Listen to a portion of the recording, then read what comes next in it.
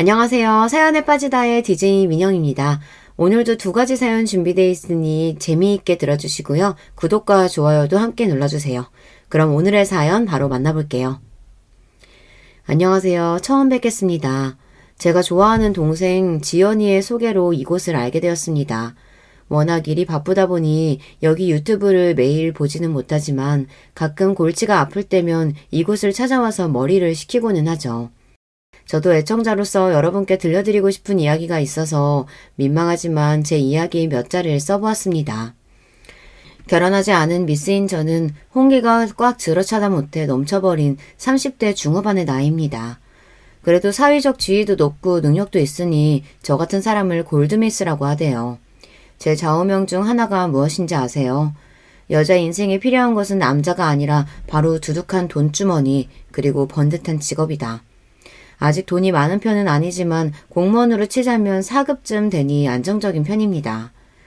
그리고 어디에 이야기해도 어깨에 힘이 들어갈 만큼 번듯한 직업, 바로 대한민국 검사입니다. 정말 죽자고 제 청춘을 다 바쳐서 얻어낸 결과였어요. 제가 왜 저런 좌우명을 가지고 독하게 공부해서 검사까지 되었냐고요. 그건 다 그만한 이유가 있어서입니다. 우리 아버지 쪽 집안은 특별하고도 부끄러운 가족사를 가지고 있어요. 아버지 말씀으로는 당시 우리나라 사회에서 돈 좀 있는 집안에서 흔한 일이었다지만 그 가족사로 인해 저와 우리 가족은 현재까지 고통을 받고 있으니까요. 우리 친할머니는 첩이었습니다. 하지만 친할아버지와 불륜이었다거나 옳지 못한 이유로 그렇게 된 것은 아니었어요. 할아버지의 본처는 딸만 셋을 낳고 아들 하나를 보지 못했습니다. 종손으로 대를 이어야 한다는 명분하에 할아버지는 후처를 들이시게 된 겁니다. 그리고 그 후처인 할머니는 바로 우리 아버지를 낳게 되었죠. 처음 집안에 아들을 안겨드리자 할아버지와 증조 부모님 모두 할머니와 할아버지를 아끼고 보살피셨다고 합니다. 그렇지만 얄궂은 운명의 장난인지 본처였던 큰 할머니는 그 이후 아들을 하나 낳으신 거예요. 자연스레 집안의 판도는 정실 부인에게 기울고 첩과 그의 자식은 끈떨어진 뒤용박 신세가 되고 말았죠. 그래도 할아버지가 아끼시는 마음에 본처의 반대를 무릅쓰고 아버지를 호적에 올리셨다고 합니다. 하지만 친가 쪽 사람들은 결국 우리 할머니와 아버지를 집에서 내쫓고 가족 행사에 오지도 못하게 했대요. 부득이 본가에 가게 되면 우리 가족을 벌레 보듯 하고 막말을 해댔습니다. 그러고 보니 제가 그 집안에 처음 갔던 때가 기억나네요. 때는 제가 9살 시절 할아버지의 환갑자친 날에 처음 본가에 갔어요. 그런데 처음 가본 할아버지 댁에 들어서자마자 전 너무 놀라고 말았습니다. 우리 할머니에게 나이도 한참 어린 삼촌 고모들이 할아버지 몰래 첩이라고 불러댔거든요. 게다가 아무리 이복 형제라지만 엄연히 형인 우리 아빠에게 서자놈이라고 했고요. 어른들이 그 모양이니 밑에 자식들이 가만히 있을 리가 없습니다. 사촌 동생들이 나를 빙 둘러서서 놀려대고 까부는데 자존심이 센 저는 그 앞에서 울지 않으려고 무척이나 참았어요. 낯선 집에서 당하고 있던 저는 누구라도 와서 도와줬으면 하는 간절한 마음으로 버티고 있었죠.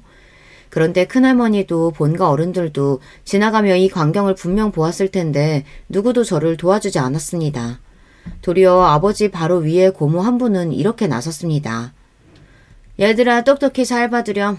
남자가 바람 피우거나 다른 여자하고 결혼해서 애 낳으면 그 자식들은 이런 신세가 된단다.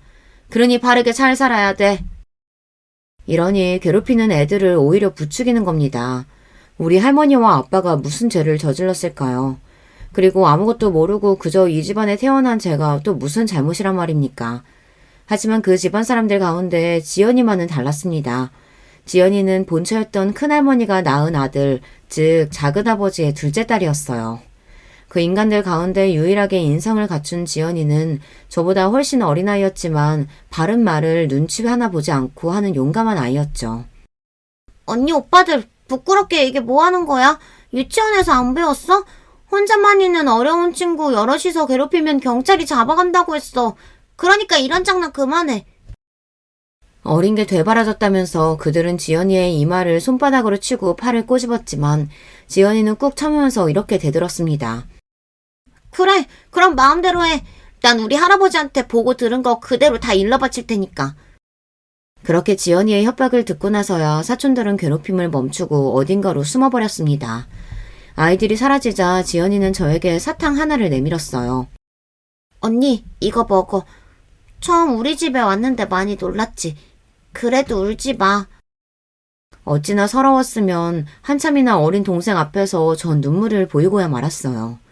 그 뒤로 지연이는 제 옆에 찰싹 붙어서 집안 구석구석 소개도 하고 저와 노는 게 재밌다며 계속 옆을 지켜주었습니다. 지연이 이놈, 이리 오지 못해? 너 그 아이와 놀지 마. 왜요? 난 언니가 좋은데. 그리고 할아버지가 언니 잘 챙겨주라고 하셨단 말이에요. 지연이는 그날뿐만 아니라 본가에 갈 때마다 저를 호위무사처럼 붙어서 지켜주었고 좋은 친구 노릇도 해주었어요. 차갑고 쌀쌀맞은 제가 뭐가 좋은지 지연이는 저를 친언니처럼 잘 따랐고 같이 놀고 싶으니 자기 집에 또 놀러 오라고 했습니다. 하지만 저는 이유 없이 그렇게 사람 취급 못 받는 친가댁에 가는 게 정말 싫었습니다. 더 싫었던 것은 제가 존경하는 아버지와 할머니까지 그들이 업신여긴다는 것이었어요. 할아버지 환갑잔치에서 돌아온 날 아버지는 제 머리를 쓰다듬으며 어린 시절 이야기를 처음 해주셨습니다. 우리 딸 오늘 많이 놀랐을 거야. 다 알고 말고. 너의 놀람과 서러움을 아빠는 아주 어렸을 적부터 겪어왔단다. 너보다 더 어릴 때부터 더한 일 많이 당했지. 삼촌 고모들이 더운 여름날 광 안에 넣어두고 몇 시간 뒤에나 풀어줘서 난 쓰러지기 일보 직전에 기진맥진해서 겨우 나왔다. 그뿐이랴. 냇가에 가서 놀자고 꼬셔놓고 날 억지로 물에 빠뜨려 호적되게 만들고 저들끼리 낄끼대고 웃어댔단다. 한 번은 큰어머니한테 예 어머니하고 대답했다는 이유로 몇 대나 뺨까지 맞아야 했어. 그분은 날 싸늘하게 보며 너 따위가 나를 어머님이라고 부르는 게 가당키냐 하냐고 하더구나. 아버지의 지난날 이야기를 듣는데 딸인 저까지 그 아픔이 전해져서 눈물이 날 것 같았어요. 이건 본처의 자식들이 아니라 악마의 자식들같이 굴었으니 그 분노를 이루 말할 수 없었죠. 그럼에도 아버지는 첩의 자식 서자라는 이유로 어디 가서 당한 일에 대해 입도 뻥끗하지 못했습니다. 어른이 되고 결혼해서 저를 낳으신 뒤 저까지 그 집안에서 괜한 서름을 당하실까봐 가능하면 그 집 사람들과 만나지 않도록 하셨던 거예요. 본가에 일이 있더라도 아버지만 다녀오시고는 했죠. 하지만 할아버지 환갑잔치처럼 모든 가족이 모여야 하는 날은 어김없이 저까지 동원해야 했고 저 역시 아버지가 평생 당했을 그 억울함을 똑같이 느끼고 말았습니다. 이런 집안꼴을 보고 자란 제가 어떻게 남자를 좋아하고 결혼하고 싶겠어요. 첩의 자식이라는 오명이 대를 잇는 이 지독한 굴레에서 행여나 제 자식도 똑같은 일을 겪게 될까봐 두려웠습니다. 만약 제 자식이 선대의 일로 인해 내가 당했던 고통과 아픔을 당할지도 모른다는 생각에 결혼 생각을 접고 말았죠. 그리고 우리를 무시하는 본가 사람들 앞에서 성공한 모습으로 떳떳하게 나서고 싶었습니다. 자연스레 출세와 사회적 성공이 제 목표가 되었고 지금의 비혼주의에 이르게 된 것입니다. 사회적으로 성공하는 길은 다양했지만 전 그중에서도 법조인을 꿈꾸게 되었어요. 그리고 이 선택의 계기는 바로 할아버지의 장례식으로부터였죠. 할머니는 이미 세상을 뜨셨고 할머니 장례식에 본가 사람들 중 찾아온 사람은 오직 지연이와 남편이었던 할아버지뿐이었습니다. 첩으로 모진 세월을 살다가 가신 할머니가 돌아가신 지 2년 만에 할아버지까지 저 세상으로 가버리셨습니다. 그렇게 친할아버지의 부고를 받고 모든 가족이 오랜만에 모였죠. 오랜만에 찾아뵀지만 그 친척들은 옛 기억 그대로 부모님과 나를 무슨 쓰레기 쳐다보듯 경멸하는 시선만 두고 있었을 뿐입니다. 여기가 어디라고 찾아와? 역시 첩의 자식이라 뻔뻔한 모양이다. 아버지 돌아가시고 유산이라고 떨어질까 봐서 뭐라도 주워 먹으러 온 거겠지. 천한 핏줄 같으니. 그들은 생전에 우리 할머니에게 작은 어머니라고도 하지 않았습니다. 강씨라며 하대했을 뿐이죠. 우리 할머니가 강씨네 식구들하고는 상종도 하지 말라 했어. 씨바지로 온 여자의 핏줄은 어디 가서도 그 집안 본처 내쫓을 성품이나 물려받을 거라고. 심지어 아버지가 내민 조의금을 그 앞에서 바로 열어서 지폐 돈을 바닥에 떨어뜨렸어요. 어머나, 참나 겨우 50만 원 했네. 하긴 그 살림살이에 50만 원이면 노력은 한 건가. 돈이 없으면 염치라도 있던가. 어디 가서 구워오든가 했어야지. 자기 아버지 장례식에 50만 원이 뭐야. 우리 아버지도 분명한 할아버지의 자식이었습니다. 하지만 그들은 상주 옷도 주지 않고 상주 자리에서 멀찍이 떨어져 있으라고 했어요. 그 자리가 너무 불편하고 가시방석이라 아버지는 엄마와 저를 일찍 집에 보내셨습니다. 3일 내내 상주 취급도 못 받았지만 외로이 아버지만의 방식으로 자기 친부가 가시는 길을 끝까지 애도하셨습니다. 아버지가 저를 세상에 나오게 하셨을지언정 이 세상살이를 지옥으로 만드셨죠. 그거 아십니까? 운동도 공부도 잘했던 저는 육사가 되고 싶었어요. 그런데 한참 준비하던 중 내 피줄 때문에 가지 못할 거라는 걸 알게 되었죠. 생도들의 친척까지 조사해서 사상적으로 문제가 있는 사람은 없는지 등을 보고 입학을 허가한다고 하더라고요. 그 정보를 듣고 서자인 저는 꿈마저 포기해야 했습니다. 아버지, 첫째 아들을 이런 세상에 두고 혼자 떠나시면 마음은 편하십니까? 아버지가 이렇게 한탄하셨던 말씀을 후일 지연이가 전해주었어요. 얼마나 할아버지가 원망스러우셨으면 장례식장에서 혼자 그러셨을까. 하지만 그 누구 하나 아버지에게 따스한 위로를 건넨 사람은 없었다고 했죠. 그렇지만 착한 지연이만은 장례식 구석에서 혼자 소주잔을 기울이시는 아버지에게 말동무도 되어주고 빈속에 술 드시지 말라며 육개장이랑 안주도 챙겨드렸대요. 그리고 작은아버지 등은 할아버지 장례식에서조차 우리 아버지를 형이라고 부르지도 않았어요. 강씨, 당신이 무슨 이씨란 말이오?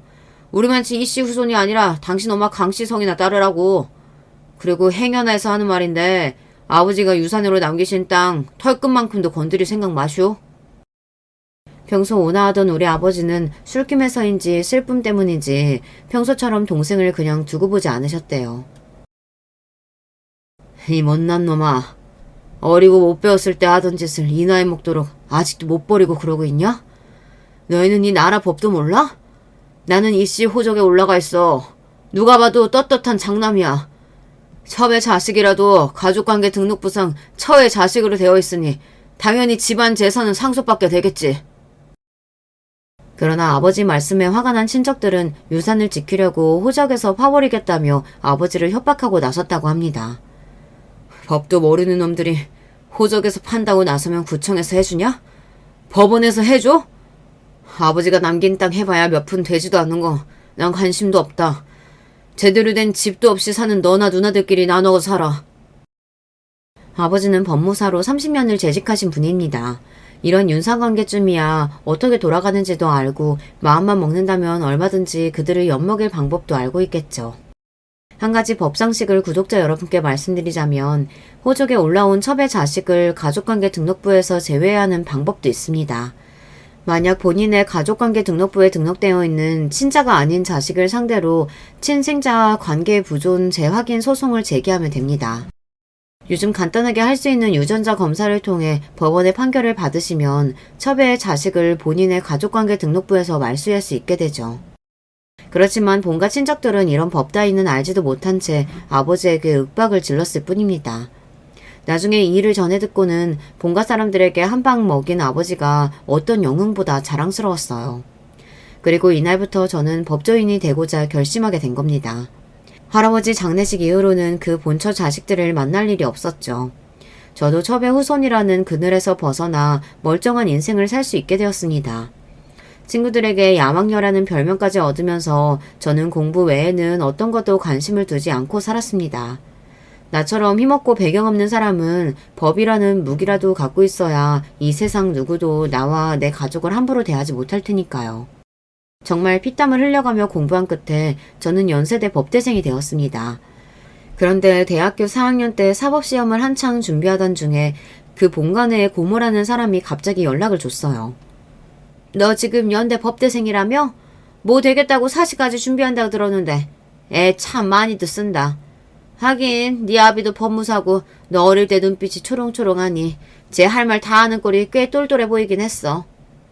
다름이 아니라 내가 너한테 긴히 부탁할 일이 있는데 너희 고모부 사업하는데 돈 떼어먹은 놈이 있거든? 그놈 고소 좀 하게 네가 좀 도와다오.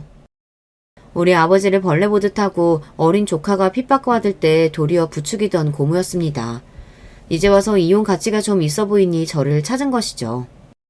고모가 첩년 자식 손주는 살 가치도 없다면서요. 집안 분란 만들지 말고 어디 조용한 데 가서 숨어 살라고 말씀하신 기억 나는데요. 어디 첨년의 손주딸이 대단하신 본처 소생 고모 소송을 돕겠습니까? 대단한 집안이시니 고모님 혼자 알아서 하세요. 고모의 처지가 오죽 급하면 발톱에 때만도 못하게 여기던 꼬매기한테 도와달라고 해야 했을까 싶었지만 저는 성인 군자가 아닙니다. 솔직히 고모한테 시원하게 복수의 한마디 돌려줄 수 있어서 감사할 지경이었어요. 제 말에 열받은 고모는 역시 종자가 다르니 저렇게 누구 도울 줄도 모르고 매정하지 라는 말을 남기고 전화를 끊어버렸습니다. 그 일로 저는 다시 한번 느꼈습니다. 사람들에게 당하지 않으려면 절대적인 힘을 키워야 한다고요. 그래서 그 일 이후로 더 이를 악물고 사법고시에 매달렸습니다. 그런데 제가 사법고시를 준비하던 때에 법조계에 아주 큰 혼란이 있던 시절이었어요.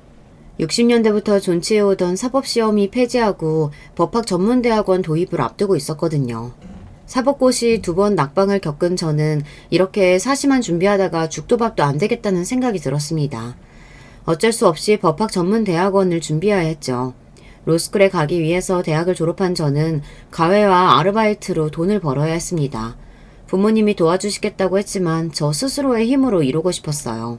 학비를 마련하고도 밤에는 로스쿨 입학을 위한 법학 적성 시험을 준비했습니다. 준비하던 사법고시에 비하면 이 시험은 오히려 쉽게 느껴질 정도였어요. 그렇게 로스쿨이 입학을 허가한 첫 해에 합격했습니다. 3년의 대학원 생활 뒤 검사 임용에 지원하여 변호사 시험에 합격했죠. 그렇게 9년의 긴 여정 끝에 저는 검사가 된 것입니다. 편하고 돈 많이 버는 변호사가 아니라 왜 검사를 택했느냐고요. 아버지 친척들에게 여보란 듯이 제 모습을 보여주고 싶었거든요. 당신들이 무시하던 서자의 딸이 대한민국 검사가 되었다고 말이죠. 이렇듯 연애나 결혼을 포기한 채로 앞만 보고 달려온 저와 달리 지연이는 평범한 여자의 길에 들어섰습니다.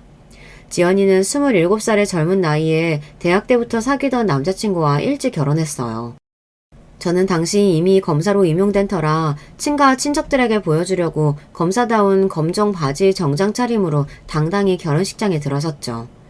제가 검사가 된 소식을 들어서인지 예전처럼 사촌이나 어른들은 저에게 대놓고 뭐라고 하지 못했습니다. 다만 저들끼리 모여서 쑥덕거리고 저와 우리 가족을 본체만 채 했을 뿐이죠. 지연아, 결혼 정말 축하해. 너처럼 예쁜 신부는 또 처음 본다. 언니답지 않게 웬 칭찬을? 이게 다 화장빨이라오. 그나저나 우리 이쁜 언니 두고 나 먼저 시집가서 미안해. 나는 남자도 싫고 결혼도 싫고 범죄자들 처단하는 일에 내 인생 바칠 거야. 그러니 여자로서의 행복은 언니 목까지 네가 모두 느끼고 잘 살길 바랄게. 우리 언니 35 되기 전에는 면사포 쓴 모습 보고 싶은데 이 동생 소원도 좀 들어주라. 자기 결혼식에서도 시집 못 간 언니 걱정이나 하는 착한 아이였습니다. 그런 지연이에게 대용량 최진식 냉장고를 선물로 해주고 진심으로 결혼을 축하해 주었어요. 지연이는 결혼해서 건축 일을 하는 남편과 오순도순 신혼생활을 시작했습니다. 당시 저는 어느 지방으로 검사직을 발령받아 지연이와 자주 만날 수 없었죠. 간간히 문자나 전화하며 서로 소식을 듣고 있었을 뿐이었어요. 그러다가 휴가를 받은 저는 서울로 상경해서 오랜만에 지연이를 만나러 그 아이 신혼집에 갔어요. 현관 벨을 누르자 문을 열어주는 사람은 다름 아닌 사돈 어르신, 즉 지연이 시아버지셨습니다. 아, 안녕하세요. 제가 집을 잘못 찾아온 건 아니겠죠? 혹시 결혼식 때 한번 뵈었던 지연이 시아버님 되십니까? 내 며느리 이름이 지연이 맞소. 근데 댁은 누구시오? 아, 네. 전 지연이랑 친한 언니예요. 집에서 만나기로 했는데 아버님께서 어쩐 일로 여기에. 아들님이 지방 건축 현장에 머물고 있어서 오랫동안 집 비우는 경우가 많다오. 혼자 있는 며느리를 아들 대신 봐주러 종종 들리고 있지. 그럼 잘 놀다 가시오. 퉁명스럽게 말하고 가시는 저분에 대해 저는 익히 들어서 알고 있습니다. 원래 지연이는 착한 성품답게 뒤에서 남의 욕을 하거나 헐뜯는 아이는 아니에요. 그런데 언젠가부터 그런 지연이를 힘들게 만드는 장본인이 바로 저분이었거든요. 3년 전 결혼 준비로 한창이던 지연이가 상견례를 다녀와서 들려준 이야기가 기억납니다. 너도 알지? 우리나라에서 여자는 남편만 잘 만난다고 행복하게 사는 거 아니다. 내가 비록 네 친언니가 아니라서 직접 그분들을 보지는 못해서 안타깝지만 어떤 분들인지 어디 한번 얘기해봐. 시댁은 과천의 단독주택에 계시고 시아버님이 은행 퇴직 후에 사업하셔서 돈을 많이 모으셨다나 봐. 사실 상견례 자리 내내 자기 돈 자랑 성공한 이야기 늘어놓았는데 너무 지루했지 뭐야. 그래도 없이 사는 시댁도 아니고 아버님이 우리 신혼집도 사주신다고 하셨으니 감사할 일 아니겠어? 앞으로도 아버님 자랑만 조용히 듣고 살면 다른 어려움은 없을 것 같은데? 언니, 나 너무 속물이지? 이렇게 결혼 초반에는 시아버님이 좀 자랑을 떠벌리신다는 작은 문제 말고는 시어머님도 괜찮으시고 별다른 일 없이 잘 살고 있었어요. 지연이는 아기도 낳고 정말 예쁘게 살고 있어서 부러울 지경이었죠. 하지만 그 행복은 오래가지 않았어요. 지연이네 시댁에 어려움이 찾아왔습니다. 지연이네가 결혼한 직후 시아버님은 어떤 회사와 함께 주식이나 파생 상품에 투자를 새롭게 하셨어요. 가족들은 살고 있는 집을 담보로 하고 가진 재산 거의 전부를 투자한 시부를 말려보았지만 그간의 성공으로 자신만만한 분이었기 때문에 밀고 나가셨다고 합니다. 하지만 알고 보니 시부가 투자했던 회사는 사기꾼들이 작정하고 만든 가짜 기업이었어요. 많은 투자자를 유치한 뒤 모은 투자금을 갖고 잠적해버렸습니다. 이 사태에 살던 집까지 경매에 넘어가고 심지어 지연이 시모마저 병을 얻고 몇 개월 만에 돌아가신 겁니다. 그야말로 잘못된 투자 한 번으로 집안이 풍비박산 나고 만 것이죠. 경제적 어려움이 찾아왔지만 지연이 신랑은 꿋꿋이 자기 건축 일을 하고 지연이는 가정을 잘 꾸리며 살고 있었습니다. 하지만 문제는 바로 이 사태의 원인이자 피해자인 시부였습니다. 졸지에 부자에서 하층민으로 전락했건만 그의 씀씀이나 기대치는 그대로였으니까요. 언니, 나 지금 살던 집 팔아야 할 것 같아. 아니, 갑자기 왜?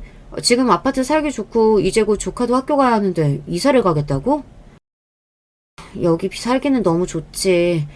그런데 시아버지가 자기는 지금 빌라 살고 있는데 자기가 해준 돈으로 자식들 너희만 호의호식하면 되겠냐고 하시는 거야. 우리 집 팔아서 자기 아파트 해주고 너희도 돈 맞춰서 살 집 알아서 구하라고 하시면서. 아니, 뭐 그런 옹졸한 영감님이 다 있다니? 줬다 뺏는 경우가 어딨어. 게다가 자기 아들 집이고 손주들까지 사는 집에서 꼭 그렇게 해야겠대? 그렇게 지연이가 하소연을 하는데 지연이 시부가 어떤 양반인지 대강 파악이 되더군요. 자기 돈은 없는데 원래 치던 골프도 계속 치고 싶고 친구들 앞에서 기죽기 싫어서 가벼운 지갑으로 한턱 쏘겠다며 다니는 그런 한심한 사람이었어요. 그러면서 자기 자식들에게는 이렇게 팍팍하게 굴다니 말이죠. 지연이 신랑은 어떻게 돈을 빌려서 시부에게 좀 더 넓고 좋은 집을 해주고 나서야 살던 집을 빼라 마라 억지를 부리는 것을 일단 막았다고 하네요. 그렇지만 시부가 지연이를 괴롭히는 방법은 수십 가지나 되는 것 같았습니다. 툭하면 지연이네 집에 연락도 없이 와서 밥을 차려라, 시아버지의 밥상에 반찬이 이게 뭐냐 하면서 며느리를 막 대하고 부리는 것이었습니다. 심지어 어느 날은 시부 친구까지 집에 데리고 와서 다과상을 준비해야 하기도 했다네요. 그래, 나도 결혼한 친구들 얘기 들어보면 어른들이 대접받고 싶은 마음에 그렇게 하시는 경우가 있다고 하더라. 그래도 안 좋은 일 겪으시고 혼자 사시는 불쌍한 분이니까 너그럽게 잘 맞춰드려. 속으로는 지연이 시부가 미웠지만 지연이가 속이 더 상할까봐 이렇게 충고도 해주었어요. 그런데 이 노인네가 며느리를 또 다른 방향으로 달달 볶거더군요.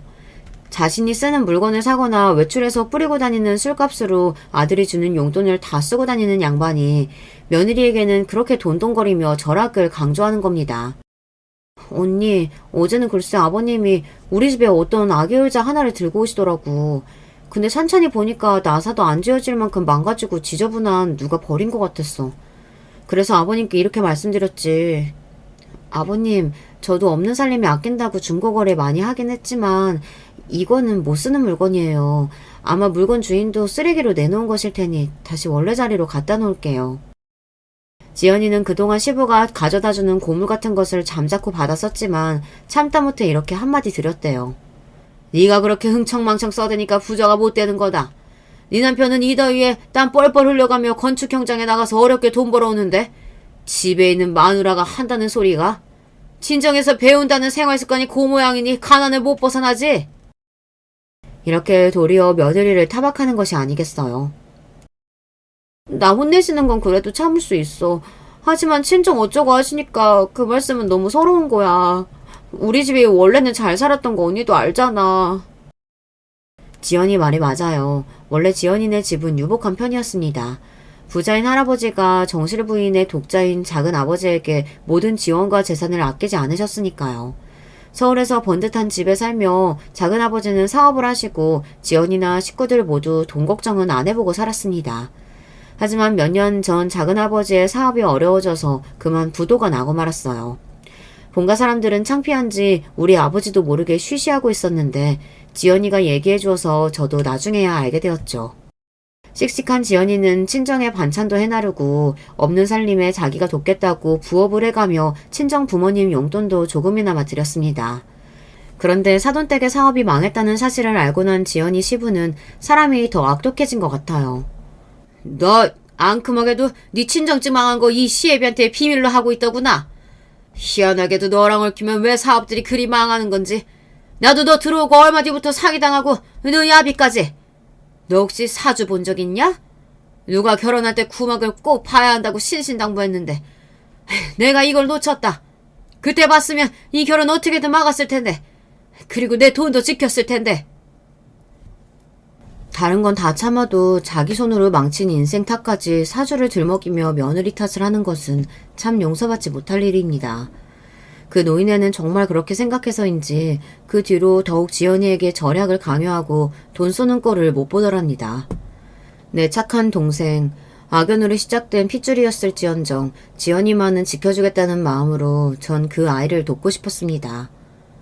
이래 보여도 나 검사야. 너희 시부가 요즘 너한테 하시는 일 도가 지나친 것 같은데 치졸하지만 내 공권력을 이용해 볼 수 있어. 어떻게 언니가 나서줄까? 하지만 마음씨 고운 내 동생은 아버님 마음이 아프신 분이라고 시간이 지나면 원래대로 돌아올 거라고 저를 말렸습니다. 그래서 저도 잠자코 지켜보면서 자칫하면 나서서 지연이의 시부가 하는 행동을 저지해야겠다고 벼르고 있었죠. 하지만 이제 시부가 지연이네 집에 자주 들르시는 걸로 모자라서 주기적으로 지연이 보고 시부가 사는 집까지 오라고 했습니다. 너 때문에 네 시애미까지 운명 달리하고 말았으니 어쩌겠냐? 이 집안의 여자인 네가 마누라가 해줬듯이 나 죽을 때까지 돌봐줘야지. 우리 집에 일주일에 2번씩 와서 밑반찬하고 국 해놓고 빨래통에는 빨래도 하고 가라. 하루는 너무 시간이 급해서 밑반찬을 직접 만들지 못하고 반찬 가게에서 몇 가지 사서 냉장고에 넣어놓고 갔는데 집에 돌아온 시부가 이를 보고 며느리를 바로 꾸중하셨어요. 내가 그렇게 가르쳤는데도 너는 왜 이렇게 돈을 낭비하고 다니냐? 어디 여자가 요리도 못하고 반찬을 사서 시아버지께 드린다더냐? 이렇게 사치 부리면 돈 못 모은다. 에휴, 다음부터는 손수 네가 다 반찬 만들어서 넣어라. 자취하고 사는 저도 가끔 반찬을 사 먹는데요.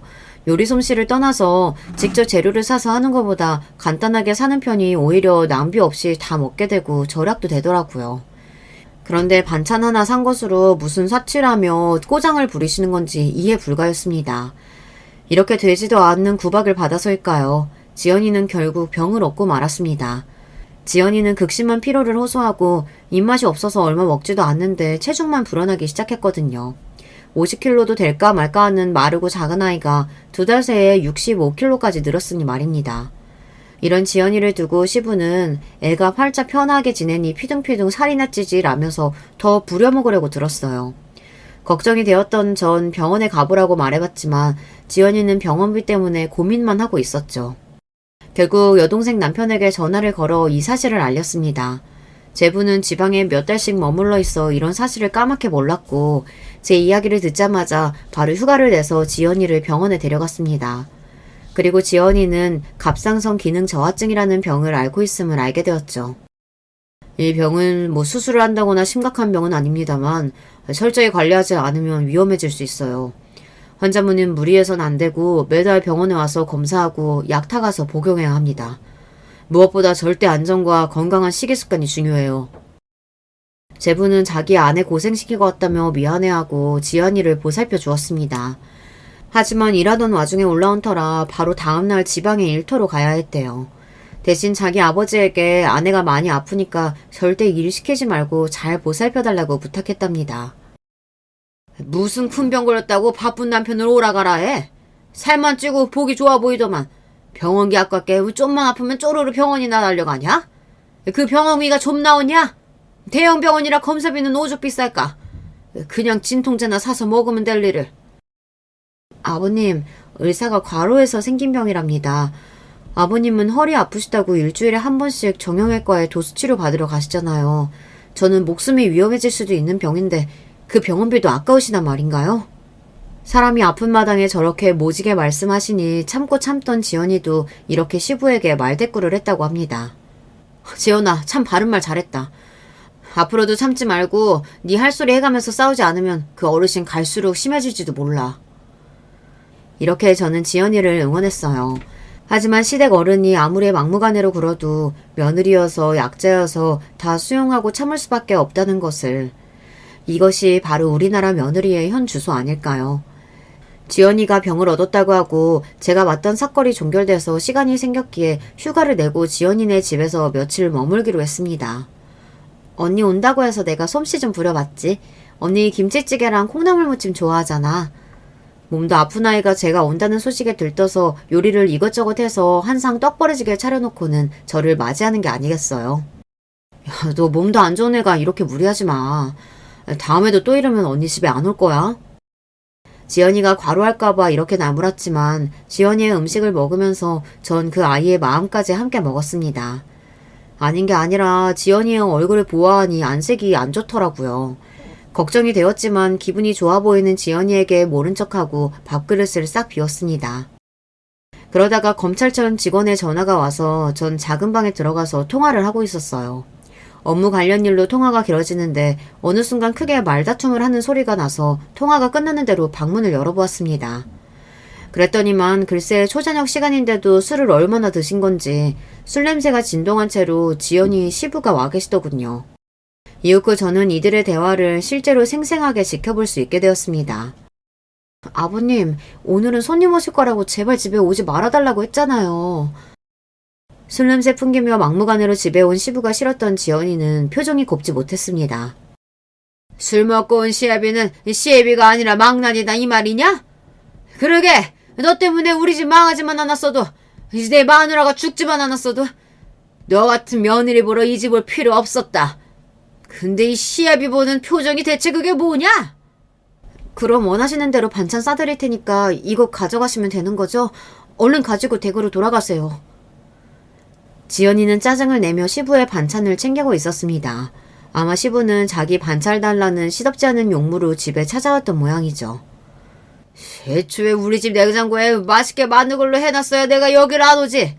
지는 이렇게 맛있는 걸로 지대로 차려 먹고 있었구만. 참. 아니 제 친정이 가난하면 돈이라도 아껴 써라. 응? 이렇게 말도 안 되는 일로 꼬투리를 잡는 시부를 더 이상 참을 수 없었던 지연이는 드디어 강한 한마디를 하고 맙니다. 하나부터 열까지 아버님 눈에는 며느리가 그리 못마땅하셔서 어째요? 아버님 사업이 망하시고 가난해진 게 제 탓은 아니잖아요. 그러게 왜 가족들이 다 말리는 투자를 하겠다고 해서 이 모양이 되셨어요? 이것이 시아버지한테 말하는 말버릇하고는 뭐가 어째? 이렇게 부들거리던 사돈어른은 지연이의 뺨을 냅다 올려버리는 거였습니다. 지금이 쌍팔년도도 아니고 시아버지가 며느리를 때리는 일을 두 눈으로 목격하게 되다니. 돈 없고 힘없다는 이유로 며느리를 못살게 구는 사돈어른은 제 어린 시절 본가 친척들에게 당했던 모습과 다를 바가 없어 보였습니다. 그래서일까요? 그 장면을 보자마자 저는 바로 지연이 앞을 막아서고 살기 어린 눈으로 사돈어른을 째려보았어요. 너는 또 누구야? 아, 가끔 며느리가 집에 불러들인다는 언니가 있다고 하던데. 당신이 뭔데 우리 집 집안일에 끼어들어? 비키라고! 저는 지금 지연이 언니가 아니라 대한민국 검사로서 당신의 폭력 행사 현장을 목격했습니다. 바로 경찰 불러서 당신 연행해 갈 수도 있어요. 그런 사태까지 가기를 원하시는 거예요? 뭐? 검사라고? 웃기고 있네. 별볼일 없는 며느리 집안에 그렇게 대단한 사람은 없다고. 게다가 어느 검사 나으리가 할 일이 없어서 우리 며느리 같은 거랑 어울리고 다니냐? 너 말이다. 검사 사칭하고 다니면 깜빵 간다. 내가 검찰에 신고해주랴? 제 말에 차마 믿지 못하는 사돈어른 얼굴에 제 명함을 던져주었어요. 반신반의하던 양반은 명함을 보고 입이 떡 벌어지고 말았죠. 신고하셔도 좋고 검찰청에 이 명함 대면서 인적조회 해보셔도 상관없습니다. 제가 검사라는 사실은 명백하네 말이죠. 그리고 흐적상으로는 좀 차이가 있지만 지연이와 전 사촌지간으로 친자매와 다를 바 없는 사이예요. 그동안 사돈어른이 내 동생에게 한 짓 낱낱이 알고 있어요. 검사로서 말씀드리자면 친족 간의 폭행 행사는 우리네 정서상 더 엄격한 판결이 날 수 있는데 괜찮으시겠습니까? 알았다. 그럼 이건 못 본 걸로 하고 나 앞으로 며느리한테 다시는 손대지 않으마. 제가 이렇게 나오자 상황 파악이 된 지연이 시부는 제가 검사인 것을 믿게 되고 이내 꼬리를 말았습니다. 처음에는 내 동생에게 못되게 굴었던 죗값을 형 집행이나 법적인 처벌로 가볼까 하는 마음이 들었었죠. 하지만 제가 그럴 때마다 지연이가 해준 이야기가 떠올랐습니다. 언니, 아무 잘못 없이 나를 괴롭히는 아버님이 나도 너무 미워. 그렇지만 사실 아버님이 무슨 죄를 저지른 건 아니잖아. 아버님도 원래부터 이런 분은 아니셨는데 사기 당하신 뒤로 사람이 저렇게 되고 말았어. 그러니까 언니가 혹시 우리 아버님을 좀 도와줄 수 없을까? 진짜 죄 지은 자들 찾아내서 벌 주고 싶어. 내 착한 동생은 도리어 이렇게 자기 시부를 도와달라고 했어요. 그 생각이 들자 저는 이 일 가지고 사람을 고쳐서 써보기로 마음을 돌렸습니다. 사돈 어르신께서 전에 유일한 회사에 걸려서 된통 당하고 온 재산 말아드셨죠? 검사인 제가 그 회사 수사하고 잘만 하면 그놈들 찾아줄 수 있는데 내 동생 이렇게 대하시니 선뜻 도와드리기는 어렵겠군요. 제 말에 사돈 어른은 귀신이라도 본 듯 눈을 번뜩이고 말았습니다. 그리고 빳빳한 태도를 바로 고치고 제 앞에 납작 엎드리는 신용이라도 할 기세였어요. 사돈 처녀, 내가 다 잘못했네. 나도 원래는 이렇게 며느리한테 모질게 대하고 남 탓이나 하는 놈은 아니었어. 그런데 그 사기당한 뒤로 내 인생이 엉망으로 되어버려서 그만. 그런 세상이 원망스러워서 술까지 마시다 보니 이런 실수를 하고 만 거네. 하지만 그렇다고 그게 우리 지연이 탓도 아니죠. 일단 반성하는 모습 보이시니 좀 더 생각해 보겠습니다. 사람 마음이 손쉽게 뒤바뀌는 마당에 지금 도와드리겠다고 확정짓기에는 시기상조네요. 앞으로 우리 지연이에게 어떻게 하시는지 좀 더 지켜보고 정하겠습니다. 그래. 앞으로 내가 절대 우리 며느리 괴롭히지 않을게. 아니, 오히려 받들어 모시고 살게. 그러니까 사돈처녀, 꼭 그 사기범들 좀 잡아줘. 내 돈 좀 찾아줘, 제발. 얼마나 절실하셨으면 그분은 제 손을 꼭 잡고 이렇게 사정사정 하셨습니다. 눈물까지 흘리시면서 진심으로 말이에요.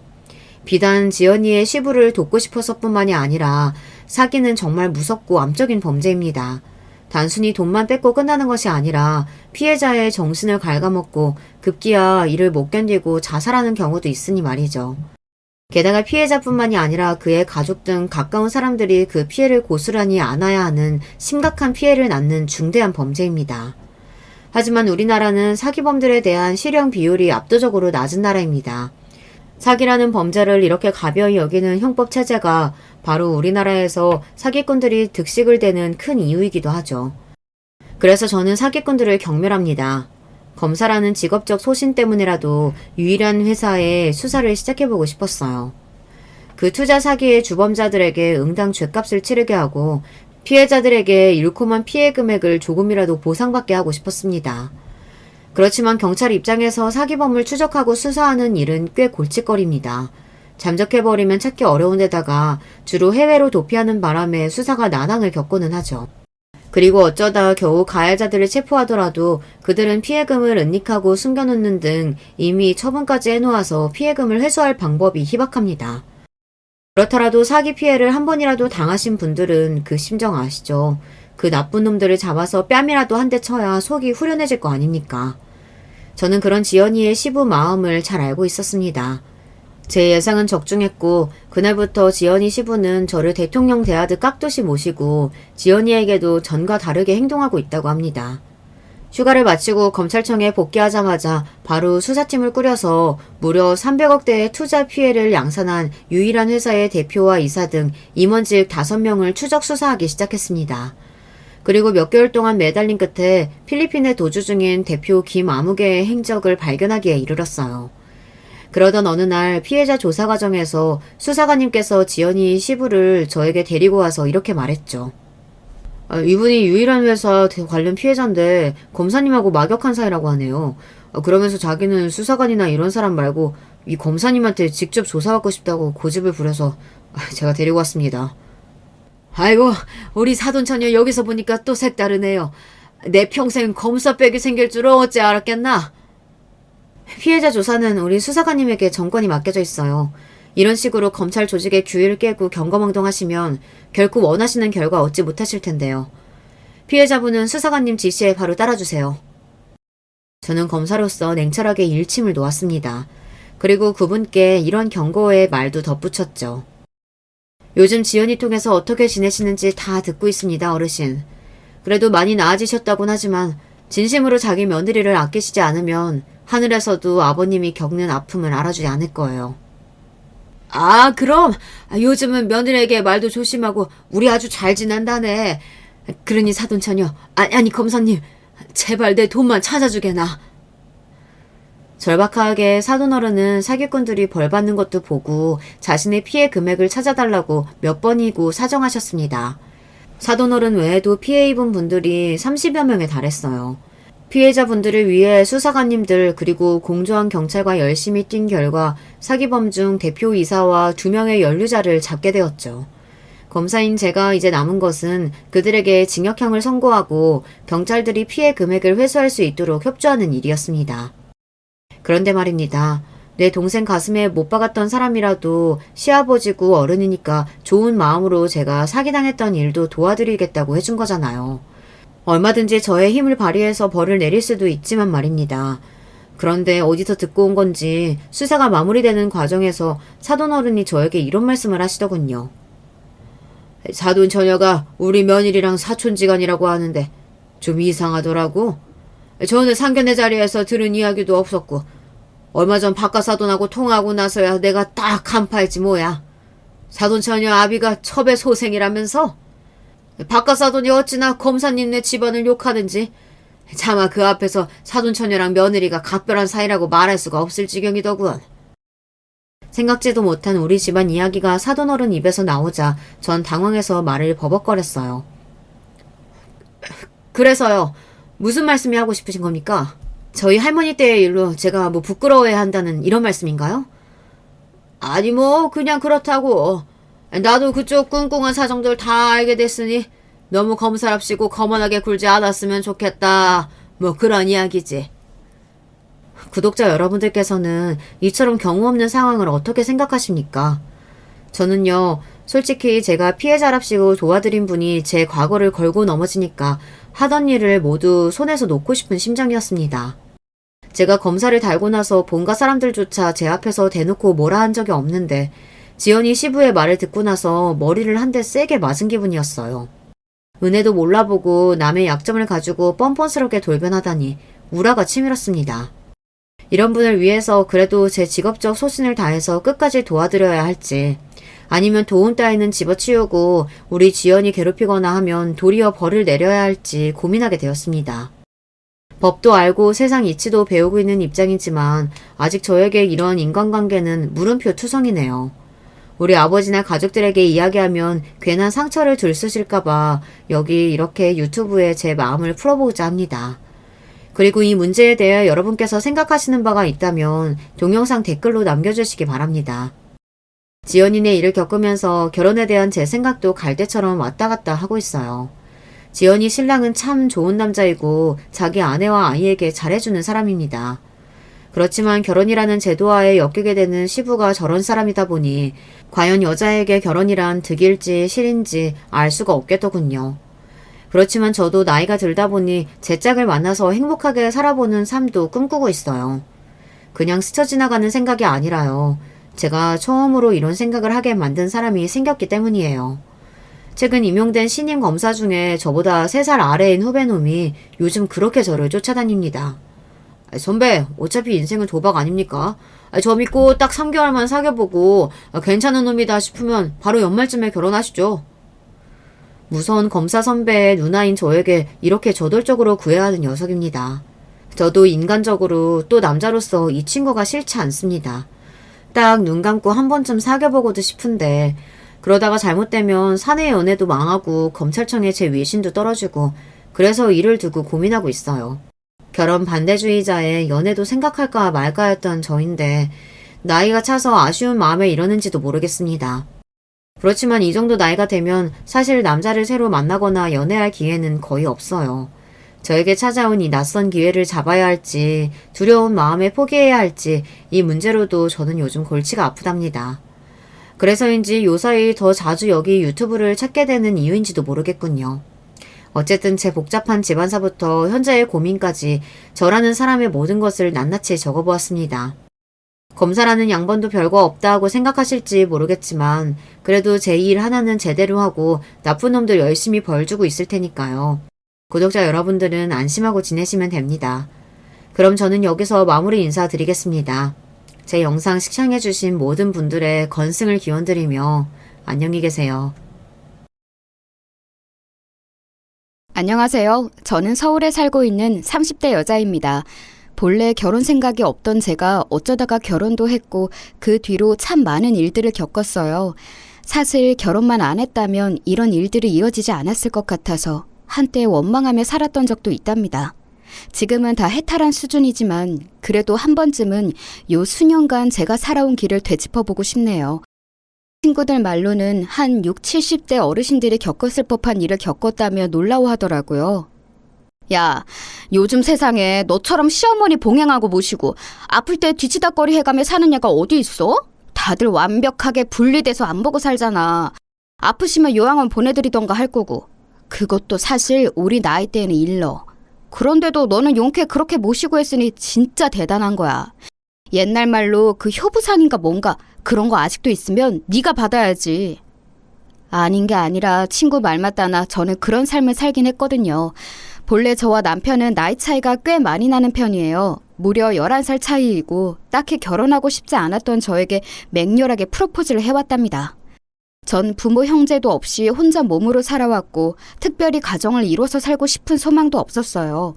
어릴 적 기억이 제 안에 남아있을 시절부터 보육원에서 자랐고 나중에 보호 종료가 되어 세상에 나왔을 때에도 겨우겨우 원룸 얻어서 힘들게 살았거든요. 멀쩡하게 부모 형제들 다 있는 애들과는 확실히 다른 삶이었기에 알바하고 직장을 구할 때 더 치열했던 것 같아요. 당시 제가 짧게 다녔던 회사에서 지금의 남편을 만났는데 그때는 대리님과 알바생 신분으로 보게 된 거예요. 수정 씨, 괜찮으면 저랑 만나보지 않을래요? 수정 씨 보면 맨날 나도 얼굴이 절로 밝아지는 것 같고 뭐 그런 느낌이에요. 조금 생각해봐요. 당연히 제 눈에는 거의 띠동갑급의 아저씨처럼 느껴졌지만 그래도 어찌어찌 만나다 보니까 사람이 참 다정하더라고요. 그러다 보니 어느새 연애 기간을 정도껏 채워서 결혼까지 하게 되었어요. 저의 이런 형편에 대해서 시어머니는 처음에 놀라시는 듯 했지만 둘만 잘 살면 됐지 뭔 상관이냐고 하시더라고요. 말 맞다 나 진짜로 니네들 둘만 잘 살면 돼. 나는 아무런 걱정이 없다. 솔직히 우리 준영이가 너무 장가를 안 가려고 해서 걱정이었거든. 이렇게 어리고 예쁜 아가씨를 데려올 줄 누가 알았겠어. 천국에 있는 우리 집 아저씨가 알면 얼마나 좋아하겠냐고. 그러면서 어머니는 저에 대해 전혀 편견을 갖지 않으시더라고요. 보통 알바하는 곳에서 사귀었던 친구들은 그 집에 놀러 갔을 때 제 사정을 알고 다들 놀라는 눈치셨거든요. 입으로는 저보고 대단하다, 혼자 어쩜 그렇게 야무지게 잘 컸냐고 하시지만 결국에는 저와 자기 딸들을 약간 멀리하게 만들고 싶어 하셨어요. 하도 익숙해져서 상처도 안 받았고 어머니가 저렇게 말을 하시는 것도 그냥 의뢰히 예의상 하는 소리라고 생각했답니다. 하지만 어머니는 정말로 저에게 잘해주셨고 그 흔한 시집살이랄까 본인 아들과 관련해서 저한테 강요하고 강조하는 부분이 하나도 없으셨어요. 음식도 만들어서 갖다 주시고 맨날 무뚝뚝한 저에게 별로 요구하시는 사항도 없으셨고요. 헌데 이런 부분을 갖고 중간에 묘하게 비틀어대는 사람이 한 명 있었어요. 바로 저와 동갑인 서방님이었답니다. 서방님은 일찍이 사고를 쳐서 결혼을 빨리 해버렸는데 동서랑도 사이가 좋은 건지 나쁜 건지 늘 헷갈리는 관계였어요. 제가 옆에 있을 때에도 아주 당당하게 자기 엄마에게 돈 요구를 하고 그럴 때에는 동서가 입안에 혀마냥 어머니한테 얼마나 아부를 했는지 몰라요. 이동서 역시 저를 은근히 싫어하는 게 느껴지더라고요. 아, 어머니. 이번에 저희 윤서 문화센터 보내려고 하는데 아시다시피 이 사람이 지금 직장이 마땅치 않잖아요. 매달 돈이 꽤 들어갈 것 같은데 계속 배달이나 하고 있고 친구들이랑 놀러 다니니 미치겠어요. 어머니께서 조금 보태주시면 안 될까요? 이러면서 아부 섞인 강요를 하고 어머니는 못내 답답하다는 얼굴로 계좌번호를 묻곤 하셨답니다. 그러면서 이 둘은 가끔 시댁에 와서 다 같이 밥 먹을 때 얼마나 퍼질러 있는지 몰라요. 서방님은 제가 자기랑 동갑인 걸 알면서도 늘 반존된 말을 하더라고요. 어이 형수, 저기 떡만둣국 좀 더 줘봐요. 우리 엄마가 끓인 거 기막히거든. 근데 이번에 너무 만두가 불었어. 확실히 젊은 사람이 들어와서 같이 하니까 영 시원치 않은 것 같아. 적당히 하고 얼른 더 데워서 내와봐요. 아까 먹다 남은 술도 같이 갖다 주고. 이러면서 지들은 손가락 안 하고 소파에 누워서는 뭘 갖고 오라 마라 하더라고요. 그나마 이럴 때 남편이 한 소리 크게 내지르니 눈치를 보더군요. 야, 이 자식아 일어나. 네 형수한테 뭔 말버릇이야? 먹고 싶으면 네가 떠다 먹어. 손이 없어 발이 없어 이 자식이? 누구 마누라를 부려먹으려고 해? 내가 재수씨한테 그러면 좋겠냐 너는? 남편은 잔뜩 날이 서서 버릇없는 본인 동생을 마구 야단쳤어요. 전 딱히 틀린 말은 아니라고 생각해서 국자도 그대로 땡강 내려놓고 자리로 왔고 서방님과 동서는 그런 저를 되게 고깝게 보는 거예요.